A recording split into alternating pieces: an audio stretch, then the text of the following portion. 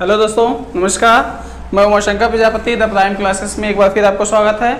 जैसा कि आज हम लोग फिर जैसा कि पिछली कक्षा में हम लोग संधि स्व संधि के बारे में पूरे पढ़ चुके थे और जो है कि आज हम लोग पढ़ेंगे व्यंजन संधि के बारे में। तो जो लोग पिछली क्लास का पढ़े होंगे कुछ जरूर समझे होंगे और मुझे विश्वास है कि आज भी ये पूरा वीडियो देखिएगा और आपको पूरा व्यंजन संधि समझ में आ जाएगा। ठीक है ना। स्व संधि तो आप समझ गए हैं। दूसरा का पॉइंट हमारा व्यंजन संधि, और व्यंजन संधि में बहुत सारे नियम है, लेकिन ज्यादा नियम हम लोग नहीं पढ़ेंगे फिलहाल। जो आपके लिए बेस के लिए बहुत जो जरूरी है, जो क्वेश्चन आता है उसी संबंधित हम लोग क्वेश्चन पढ़ेंगे।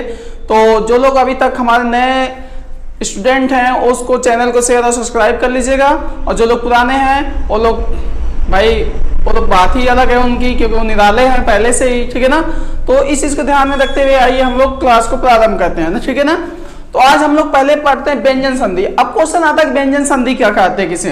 देखिए व्यंजन संधि व्यंजन के बाद, ठीक है ना, व्यंजन के बाद ध्यान दीजिएगा, व्यंजन के बाद स्वर या व्यंजन, ठीक है ना, स्वर या व्यंजन, समझ रहे हैं ना बात। व्यंजन के बाद स्वर या व्यंजन आने से जो परिवर्तन होता है, आने से जो परिवर्तन होता है उसे व्यंजन संधि कहते हैं। उसे क्या कहते हैं? व्यंजन संधि कहते हैं। ठीक है ना। अर्थात हम कह सकते हैं एक लाइन की भाषा में कि जब कोई पहला, मतलब समझिएगा, दो पद होते हैं ना संधि में, पूर्व पद और उत्तर पद, यानी पूर्व पद का अंतिम अक्षर जो होता है वो क्या होता है? व्यंजन होता है। इसके बाद उत्तर पद का पहला वर्ड जो होगा वो स्वर भी हो सकता है, व्यंजन भी हो सकता है। अर्थात हम कह सकते हैं, समझिएगा, व्यंजन, ठीक है ना, व्यंजन प्लस स्वर प्लस व्यंजन, समझिएगा, बराबर हो जाएगा व्यंजन। समझ रहे हैं ना। यानी पहला वर्ड व्यंजन होगा, उसके बाद स्वर भी हो सकता है या व्यंजन भी हो सकता है, और जब दोनों का मेल होता है तो कौन सी संधि बनती है? व्यंजन संधि बनती है। बहुत इजी तरीके से आप इसको समझ सकते हैं। ठीक है ना। ये चीज समझ गए होंगे। तो आइए, जिससे हम लोग एक चीज और ध्यान दीजिएगा नोट में, ठीक है ना, नोट में हमेशा ये चीज ध्यान रखिएगा, व्यंजन संधि, अगर यही चीज आपके लिए पूरी इंपॉर्टेंट चीज, क्योंकि नोट है, इस चीज को आप समझ गए तो पूरे समझ गए। ठीक है ना। देखिए व्यंजन संधि का शुद्ध रूप जो होता है, ठीक है ना, व्यंजन संधि का शुद्ध रूप जो होता है वो क्या होता है? हल होता है। हल अर्थात देखेंगे सिंबल किसी वर्ड के नीचे, जैसे क के नीचे हलंत, ख के नीचे हलंत ना, ऐसे जब आ जाएगा, समझ रहे हैं, या ग है, कोई भी वर्ड आ गया है उसके नीचे हलंत है, तो आप लोग स्पष्ट रूप से समझ जाइएगा कि व्यंजन संधि है। जैसे मैं कह दिया आपको, एग्जाम्पल मैं एक दे रहा हूं, एग्जाम्पल में जैसे मैं कह दिया आपको, समझ रहे हैं, वाक धन इस, क्या हो गया भाई? वाक धन इस, समझिए। अब पूछ देगा कि कौन संधि थी। आप देखिए क के नीचे हलंत है ना, यानी पूर्व पद के अंतिम अक्षर पे अगर हलंत मिलता है तो कौन संधि होती है? व्यंजन होती है। तो अभी तो इसके नियम मैं बताऊंगा कैसा होगा। इसका जो संधि हो जाएगा वो हमारे पास हो जाएगा, क्या समझ रहे हैं? वागीश हो जाएगा। क्या हो जाएगा? वागीश हो जाएगा। और नियम अभी इसको आपको बता रहे हैं। मैं पहले एग्जाम्पल बताना समझाया आपको कि व्यंजन संधि का शुद्ध रूप क्या होता है? हल होता है। अर्थात किसी वर्ड यानी पूर्व पद के अंतिम अक्षर पे अगर हलंत लगा है तो आप लोग समझ जाइएगा, यानी आधा वर्ड के बारे में ये संबोधित करता है, ये समझिएगा आपका व्यंजन संधि। देख रहे हैं यहाँ पे व्यंजन है। एक चीज और है, ध्यान दीजिएगा, जब आपका स्व संधि था तो उसमें यहाँ पे हलंत नहीं आता था, उस पे मात्राएं आती थी, तो उसमें अ हुआ करता था, बड़ी ई हुआ करता, छोटी ई मतलब स्वर हुआ करता था। इसको तो आप खंडन कर ही नहीं सकते। जैसे मैं वर्णमाला पढ़ाया था तभी आपको बताया था, इसका खंडन कर सकता है कोई? क्या नहीं कर सकता है। ठीक है ना। तो जैसे अगर यही कह दिया जाए क धन अ, तब बराबर क्या हो जाता भाई? क हो जाता, तब ये पूरा का होता है। लेकिन यहाँ पूरा का नहीं, खुद है, आधा का है, तो इसका खंडन होगा नहीं क्योंकि वर्ड है। ठीक है ना। तो इस चीज को समझ गए। देखिए अभी क क्या है? व्यंजन होता है ना, स्वर तो है नहीं। तो इसी प्रकार से समझ सकते हैं दूसरी भाषा में कि जब किसी वर्ड का यानी किसी संधि का जो पूरे पद का अंतिम अक्षर व्यंजन होता है तो आप स्पष्ट रूप से समझिए व्यंजन संधि है, ठीक है ना। अब इसके बाद हम कुछ अब नियम के बारे में पढ़ेंगे, ठीक है ना। ये चीज तो मैं एग्जांपल आपको परिभाषा बता दिया, इसके नियम बता दिए। व्यंजन के बाद स्वर या व्यंजन आए तो व्यंजन संधि कहलाता है। इसको परिभाषा भी समझ सकते हैं, आपके समझने की ट्रिक है एक तरह से। व्यंजन के बाद स्वर या व्यंजन आए तो उसे क्या कहते हैं, व्यंजन संधि कहते हैं। यही तो है आपका, ठीक है ना। तो अगला हम लोग अब पॉइंट्स पे पढ़ेंगे, ध्यान दीजिएगा क्या होगा हमारा। अगला हमारा इसका नियम है, व्यंजन संधि के नियम है, ठीक है ना। व्यंजन संधि के क्या है भाई, नियम है। वो नियम कौन कौन से हैं उस नियम पे ध्यान देना है। पहला नियम है, देखिए व्यंजन संधि के नियम जो है, पहला नियम है वो है वर्ग के पहले वर्ड का तीसरे वर्ड में परिवर्तन ना। वर्ग के पहले वर्ण का तीसरे वर्ण में परिवर्तन बहुत इंपॉर्टेंट चीज है, समझिएगा। अब आप लोग थोड़ा सा जाइए वर्णमाला पे, क्योंकि मैं इसलिए कहा था कि वर्णमाला बहुत इंपॉर्टेंट चीजें हैं, पहले इसको बिना पढ़े हम लोग नहीं समझ सकते। कह रहा वर्ग के पहले वर्ण का तीसरे वर्ण में परिवर्तन, अर्थात मेरे कहने का मतलब ये है कि वर्ग कितने थे, 5 थे ना। उसमें क्या था, वर्ग का पहला अक्षर एक क था, एक च था, एक ट था, त था और क्या था, प था। याद होगा आप लोगों को 5 वर्ग थे। यानी ये वर्ग का पहला वर्ग है, समझिएगा। वर्ग का पहला वर्ग एक नहीं है, पहला वर्ग है। इसका किसे में बदलना, तीसरे में। तो यहाँ पे क्या हो जाएगा, ग हो जाएगा ना, यहाँ पे क्या हो जाएगा, ज हो जाएगा ना। तीसरे में बदलेगा कि नहीं बदलेगा, यही चीज है इसमें। यानी पहला वर्ण जो होगा तीसरे में परिवर्तित होगा, ठीक है ना। इसी प्रकार से ड आ जाएगा ना, इसी प्रकार से आपका आगे बढ़ता जाएगा। जैसे समझिएगा इसका नियम, इसके नियम समझिएगा कैसे हैं। देखिए इसका भी एक शॉर्टकट में ट्रिक बता रहा हूं, आप लोग इसे याद कर सकते हैं। जैसे लिख सकते हैं पहला वर्ण,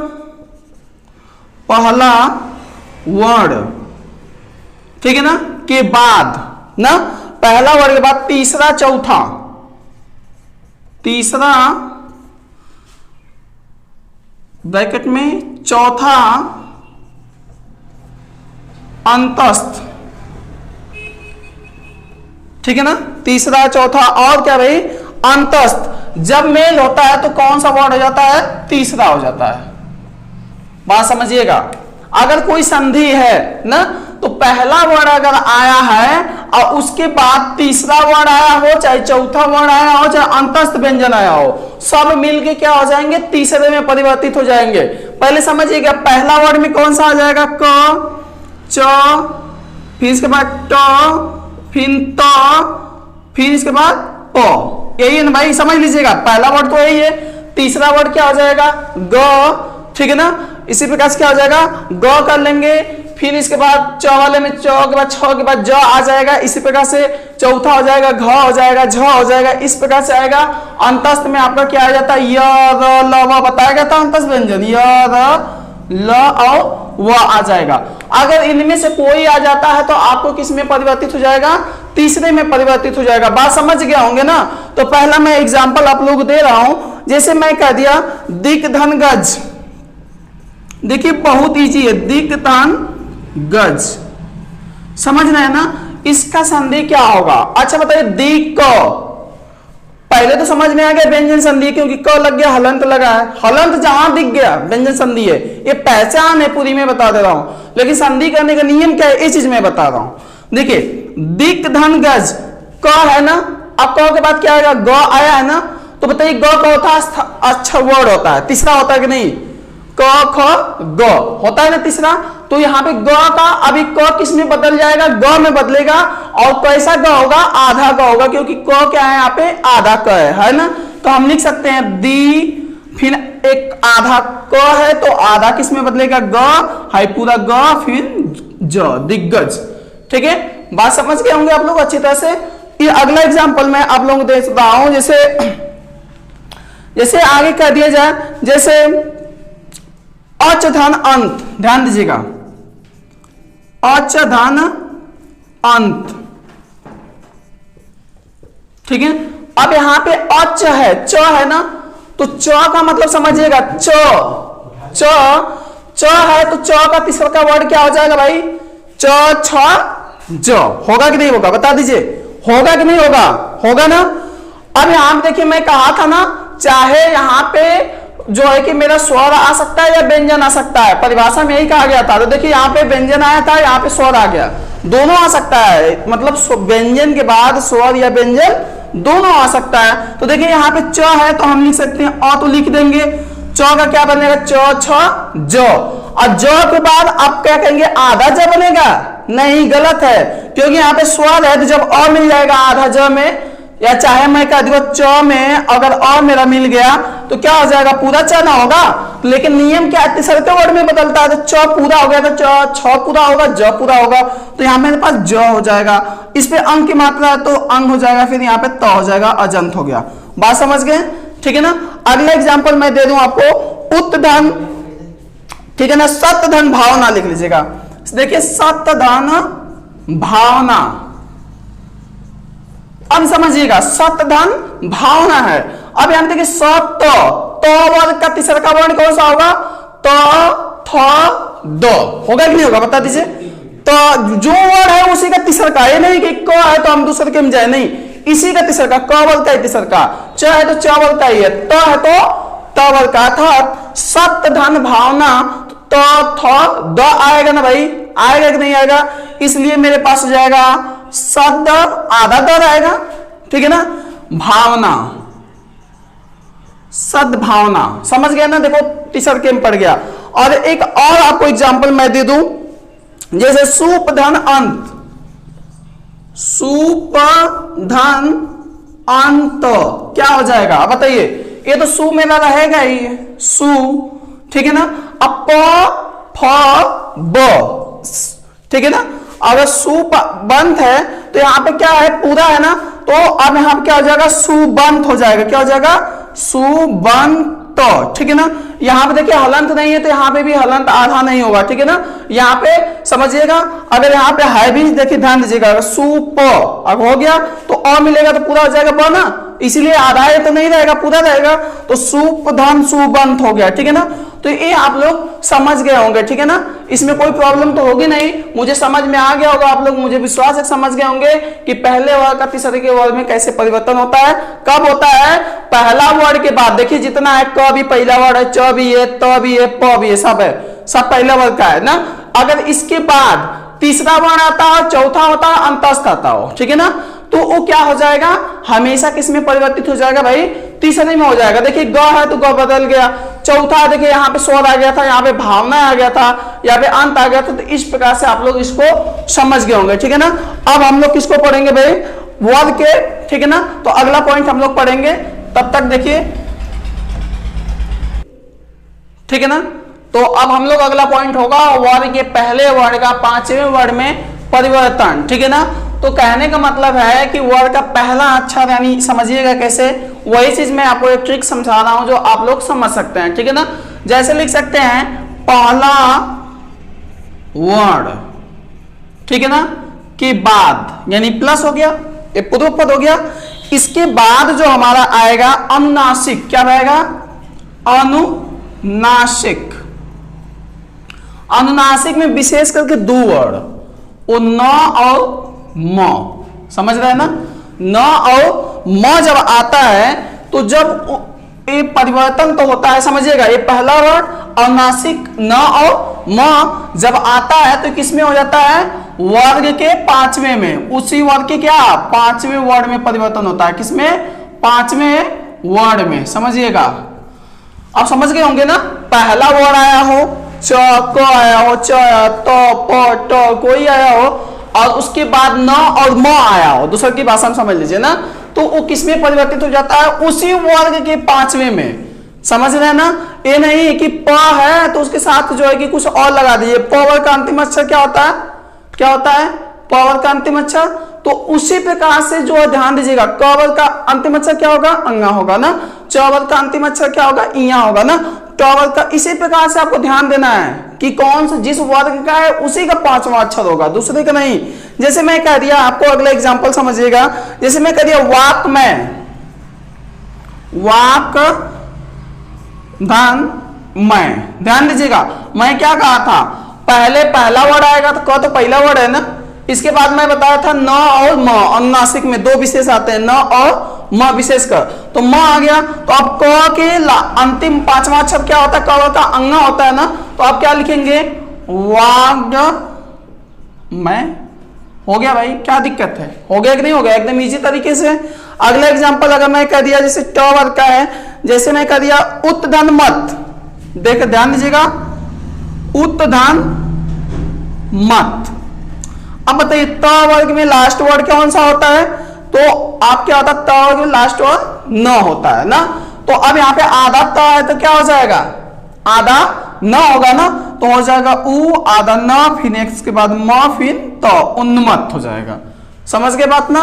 अगला एग्जांपल आपका है, जैसे मैं कह दिया जगत धन नाथ, समझ गए ना, जगत धन नाथ, जगत धन नाथ।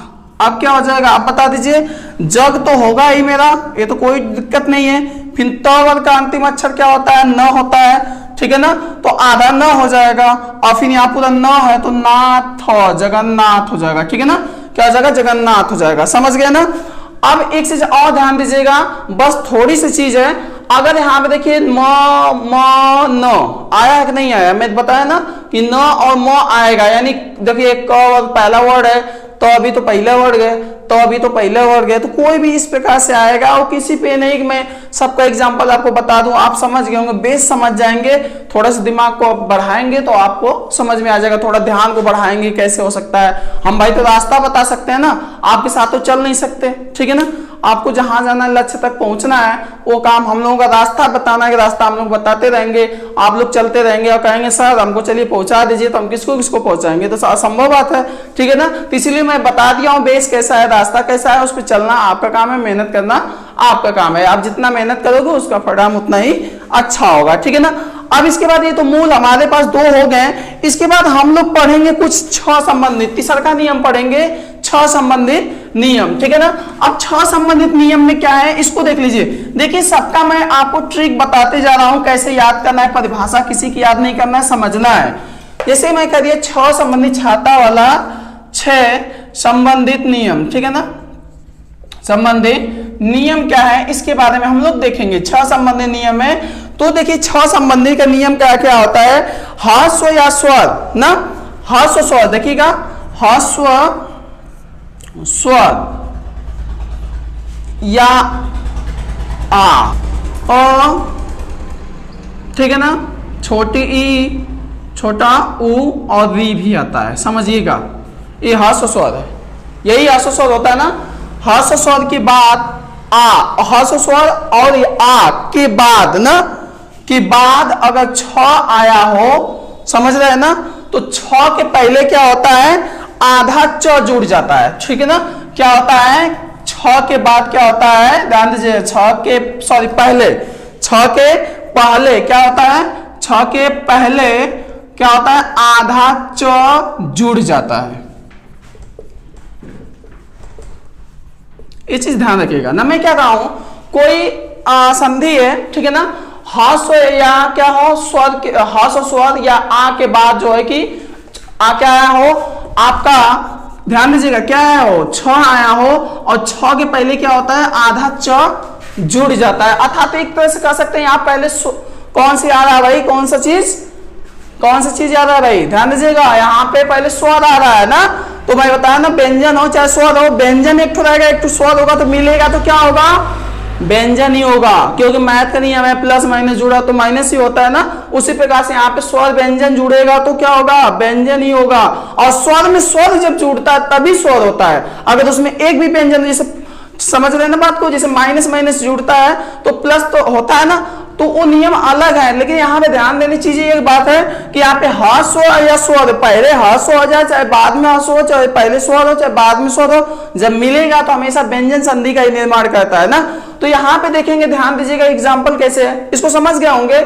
आ गया हो, चाहे छोटी ई, छोटा री, और चाहे आ, कोई भी आ गया हो, उसके बाद छ लगा हो, तो हमेशा उसके पहले आधा च जुड़ जाता है। जैसे कि मैं आपको एग्जाम्पल बता देना चाहूंगा, ठीक है ना, तो एग्जाम्पल लिख लीजिएगा, जैसे मैं कह दी अनुच्छेद, अनुधन छेद। ध्यान दीजिएगा। अब बताइए अनु ना पे कौन सा है, छोटा ऊ है कि नहीं है। और इसके बाद क्या आ गया, छ आ गया ना, तो अब ये क्या हो जाएगा, इसके पहले सेम टू सेम कोई परिवर्तन नहीं होगा, फिर सिर्फ छ के पहले आधा क्या करेगा, च जुड़ेगा, अर्थात लिख सकते हैं अनुच्छेद। समझ गए होंगे बात को। यहां मात्रा कौन सा छोटा ऊ का आया था। अगला एग्जांपल आप लोग लिख सकते हैं, जैसे मैं कह दिया कि परिधन छेद, परिधन छेद, देखो वही चीज है। अब परि में कौन सा, छोटी ई आ गया कि नहीं आ गया, छोटी ई आ गया ना, इसके बाद छ आ गया, इसका मतलब च जुड़ेगा था, तो हम लिख सकते हैं परिछेद। ठीक है ना, ये चीज समझ गए होंगे। छ संबंधित नियम, इसमें कोई दिक्कत तो आप लोगों को होगी नहीं। अगला हमारा जो नियम है वो तो संबंधित नियम है। क्या है, तो संबंधित, यानी तो संबंधित में तराजू वाला तो संबंधित जो हमारा नियम है उसको देखिए। तो संबंधित नियम एकदम इजी है समझना है सिर्फ। तो संबंधित नियम में क्या है, इसको हम लोग ध्यान से देखेंगे। ठीक है ना, तो संबंधित नियम में है कि तो के बाद च और छ आए। ठीक है ना, तो के बाद तो प्लस, ठीक है ना, च या छ, दोनों में से कोई आ जाए। ठीक है ना, तो के बाद दोनों में से, यानी पूर्व पद में तो हो और उत्तर पद में क्या हो, पहला वर्ड च हो और छ हो, तो किस में परिवर्तित हो जाता है भाई, तो वो जो है कि च हो जाता है। कौन सा, आधा च हो जाता है। समझ गए ना, यानी कहा जा सकता है कि तो के बाद च और छ है तो आधा च हो जाता है। ठीक है ना, तो अब इसका एग्जाम्पल आप लोग समझिएगा। तो संबंधी जैसे मैं कह दिया उत्धन चारण, क्या भाई, उत्धन चारण। अब बता दीजिए, उत है तो आ गया ना, तो यहाँ पे इसके बाद देखो च आ गया ना, तो भाई क्या होगा, च रहेगा, तो इसके बाद पहले क्या जुड़ेगा, आधा च, तो हो जाता है क्या भाई, उच्चारण। समझ गए बात को ना, उच्चारण हो जाएगा ना। उसी प्रकार से अगला एग्जांपल आप लोगों में कह दी, जगत धन छाया ना, जगत धन छाया, जगत धन छाया। समझिएगा। अब यहां देखिए छ आ गया है, यहां पे तो के बाद क्या आ गया है, छ आ गया है, तो हम क्या लिख रहे हैं, ज ग, तो ये तो लिख ही सकते हैं ना, ज ग। अब यहां पे तो है तो क्या हो जाएगा, क्या होगा, तो का आधा क्या हो जाएगा, च होगा ना, तो आधा यहाँ पे च हो जाएगा, इसके बाद छाया हो गया, जगत छाया हो गया। यही चीज तो है, और समझना तो कुछ है नहीं इसमें वैसे। ठीक है ना, एक और लास्ट एग्जांपल मैं दे दिया आपको, जैसे मैं कह दिया उत्धन चरित, उत्धन चरित, चरित ना। अब देखिए, तो अब यहाँ पे क्या हो गया, ध्यान दीजिएगा, उत्धन मैं क्या लिखा हूं, चरित, तो क्या हो जाएगा भाई, मेरे पास यहाँ पे आधा च होगा ना नियम के अकॉर्डिंग, तो हम लिख सकते हैं उच्चरित। तो ये चीज भी आप लोग समझ गए होंगे, तो संबंधित नियम। ठीक है ना, अब तो संबंधित नियम में कई नियम है। पहला नियम जैसे मैंने आपको बता दिया, ठीक है ना। अब तो संबंधित में पहला नियम था, तो के बाद और दूसरा का नियम क्या है, तो का, ठीक है ना, तो का दूसरा का नियम क्या है उसके बारे में डिस्कस, समझ गए होंगे आप लोग इसको। तो अब हम लोग दूसरा का नियम तो वाला पढ़ेंगे। यदि तो के बाद ज और झ है, समझ रहे हैं ना, तो के बाद क्या आ जाए, ज और झ, समझ रहे हैं ना, क्या आ जाए, ज और झ आए, समझिएगा, तो क्या होगा, समझ रहे हैं ना। तो इस कंडीशन में क्या हो जाएगा, तो ज में बदल जाता है, जो क्या होता है, तो किस में बदल जाएगा, ज में बदल जाएगा। समझ रहे हैं ना, देखिए नियम यही है, यहाँ पे तो च छ जब आता था तो च में बदल जाता था, यानी पहला वर्ड में, ठीक है ना। अब यहाँ पे जब तो आया और ज झ आया, तो पहला वर्ड इसका ज है ना, तो ये भी क्या होगा, आधे ज में बदल जाएगा। ठीक है ना, जैसे अब एग्जाम्पल देखते हैं, कौन सा एग्जाम्पल है, तो एग्जाम्पल देखते हैं हम लोग। जैसे कह दिया सतधन जन, सतधन जन। अब क्या क्या होता है भाई, यहाँ पे तो है, तो के बाद ज आ गया ना, तो ज इसमें भी आया है, तो क्या हो जाएगा मेरे पास, सज्जन हो जाएगा, क्योंकि तो ज आधा ज में बन जाएगा, ज पूरा है ही मेरा, जन हो गया, सज्जन हो गया। ठीक है ना, अगला एक और एग्जांपल दे रहा हूं, ज्यादा नहीं समझ जाएंगे आप लोग, बहुत चालाक है मुझे पता है, आप लोग समझ गए होंगे। ठीक है ना, इससे जैसे मैं कह दिया उत्धन ज्वल, उत्धन ज्वल, उत्धन ज्वल, देखिए उत धन ज्वल, समझ रहे ना, बहुत इंपॉर्टेंट चीज है। देखिए उत का अब त के बाद ज है तो ये भी ज होगा, तो हम लिख सकते हैं ना उज्ज्वल, उज्ज्वल। देखिए उज्ज्वल बहुत इंपॉर्टेंट चीज है, वो शुद्ध वर्तनी में भी पूछता है कि उज्ज्वल कैसे लिखा जाता है। बहुत 90% लोग गलत करते हैं, तो ये चीज ध्यान रखिएगा, उज्ज्वल इसी प्रकार से लिखा जाता है। और उज्ज्वल में कौन संधि है तो आप बता देंगे, विसर्ग संधि, सॉरी व्यंजन संधि है, ठीक है। देखिए देखिए जितना है सब में हलंत लगा हुआ है, देख रहे हैं ना, जितना मैं बताया हूँ अभी तक विसर्ग संधि सब में हलंत आपको मिला होगा, ठीक है ना। अब त संबंधी का तीसरा नियम हम लोग बता देते हैं। अब तीसरा नियम समझ जाइए, त संबंधित का। देखिए तीसरा नियम बहुत, कोई भी TET, super TET, UP police, कोई भी वन डे एग्जाम में आप दे सकते हैं, कोई दिक्कत नहीं होगा। तो तीसरा नियम हमारे पास है त के बाद, ठीक है ना। त के बाद जो है हमारा ट और ड आ जाए, क्या आ जाए, ट और ड आए तो एक क्रमशः उसी प्रकार से बनते हैं। ट का ट ही होगा, ड का ड होगा, अर्थात ये आधा ट हो जाएगा और ड क्या हो जाएगा, आधा ड हो जाएगा। और दोनों का मैं आप लोगों को एग्जाम्पल दे दे रहा हूं, जैसे समझ लीजिएगा, बृहत धन टीका, बृहत धन लिख लीजिएगा टीका, तो क्या हो जाएगा भाई मेरे पास, आप समझिएगा, बृहत तो मेरा रहेगा, इसमें कोई दिक्कत नहीं है, कोई दिक्कत नहीं है। यहां त है तो किस में बदल जाएगा, आधा ट में बदल जाएगा, किस में बदल जाएगा, आधा ट में बदल जाएगा। और इसके बाद टीका, तो टीका लिख लेंगे, बृहत टीका, ठीक है ना, समझ गए बात को। और एक ड संबंधित हम बता सकते हैं, तो ड संबंधी जैसे उत्धन डयन, उत्धन डयन। अब यहां पे क्या हो जाता है, अब तो क्या हो जाएगा, ड में बदल जाएगा ना, तो हमारे पास हो गया उड्डयन, हो जाएगा कि नहीं, उड्डयन, ठीक है ना, क्या हो जाएगा, उड्डयन हो जाएगा, लिख लीजिएगा उड्डयन, क्लियर है ना। ये आपके होंगे तीसरा का नियम हो गया। और आप लोगों में चौथा नियम बता रहा हूं, अगर त के बाद, ठीक है ना, त के बाद अगर ल आता हो तो क्या हो जाता है, आधा ल हो जाता है, समझ गए बात को ना।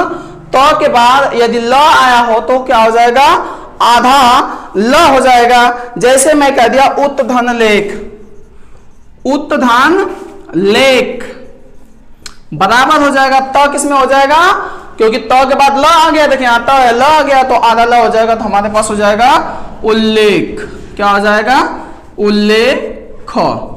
तो मुझे पूरा विश्वास है कि आप लोग इस चीज को समझ गए होंगे, ठीक है ना। तो अब हम लोग जो है कि आप पढ़ेंगे, समझ रहे हैं ना, ये चीज तो समझ गए, कुछ किसी को दिक्कत तो होगी नहीं। एक और एग्जांपल देख लीजिए, उत्धन लाश, उत्धन लाश क्या होता है, अब यहाँ पे आधा ल हो जाएगा, यानी उल्लास हो जाएगा, उल्लास, ठीक है ना, आप समझ गए होंगे इस प्रकार से। अब हम लोग पढ़ेंगे जो अगला पॉइंट होगा, न संबंधित नियम। क्या भाई, न संबंधित नियम। देखिए न संबंधित नियम क्या है, इसके बाद आप लोग समझ जाएंगे, ठीक है ना। तो हम लोग देख पढ़ते हैं न संबंधित नियम, ठीक है ना। न संबंधित नियम में क्या है, इस चीज को आप लोग ध्यान दीजिए। देखिएगा न संबंधित नियम में यही है आपका कि यदि, समझ रहे हैं ना, आपका यदि री, ठीक है ना, र और श, ऋषि वाला री, इसके बाद र और खथोड़ा वाला श के बाद ना, के बाद अगर न आया हो तो किस में बदल जाएगा, र में बदल जाएगा, समझ गए बात ना। यदि ऋषि वाला री, र और श, ठीक है ना, या फिर छोटी ई आया हो तो क्या बन जाएगा, हमेशा क्या छोटी ई भी होता है इसमें, ठीक है ना, इसमें छोटी ई भी लिख सकते हैं, ठीक है ना।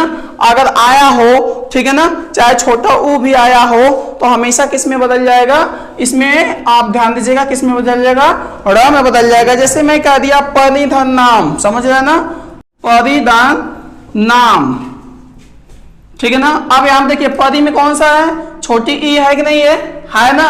तो अब यहाँ पे अब किस में बदल जाएगा, न किस में बदल जाएगा, र में, यानी हो जाएगा परिधन राम, क्योंकि नाम है तो राम होगा, ठीक है ना। आगे जैसे मैं कह दिया, आपको कह दिया भूषण, भूषण ना, चाहे मैं कह दिया प्रनाम ना प्रमान, देखिए प्रधानमान। अब बताइए प्र है तो इसमें र आ गया ना, तो क्या हो जाएगा म किस में हो जाएगा, इसमें जो है बदल जाएगा, क्या हो जाएगा किस में बदल जाएगा, ड़ में, यानी परि क्या हो जाएगा प्रमाण। ठीक है ना, ठीक है ना, ठीक है ना, प्रमाण। सॉरी एक मिनट रुक जाइए, थोड़ा सा गलती हो गया, यहाँ पे ध्यान दीजिएगा।